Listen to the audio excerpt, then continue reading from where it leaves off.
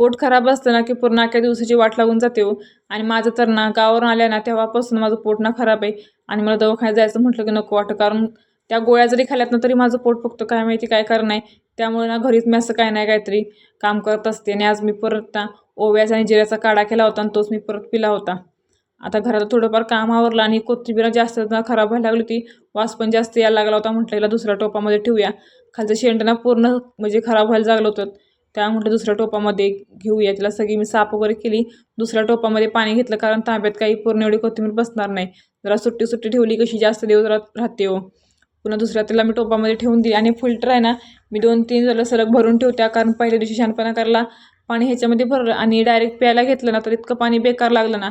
त्यामुळे ठरवलं होतं 2-3 दिवस न्यायला अगोदर भरून ठेवायचा.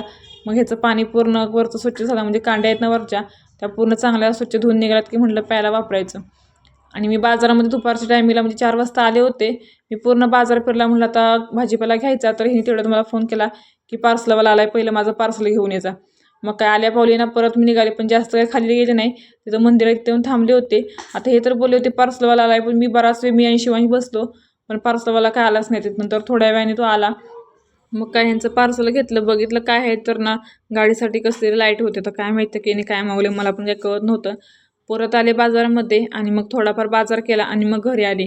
आता मटकी मी अर्धा पावशेरच आणली होती, पण ती पण जास्त आली होती. आता म्हटलं एवढी काही एका टायमिला करू शकत नाही आणि दोन्ही टायमिला करायचं म्हटलं की ह्यांना आवडणार नाही. म्हटलं काहीतरी वेगळं करूया. तर खूप दिवस झाले मिसळपाव खायची नाही इच्छा झाली होती. म्हटलं चला आज करूनच टाकूया. आता घरात थोडंफार सामान त्यातच केली मी आणि फरसाणा पटकन जाऊन मग दुकानातून घेऊन आले. आणि पाव ते काय रोज सकाळ संध्याकाळ दारावरून तो पाववाला जातच असतो. घरी आली पहिले ताट वाढायला घेतलं.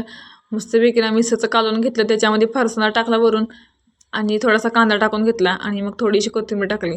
मग काय मस्तपैकी बसले खायला. चला तर मग आजच्यासाठी एवढंच, भेटूया पुढच्या ब्लॉगमध्ये.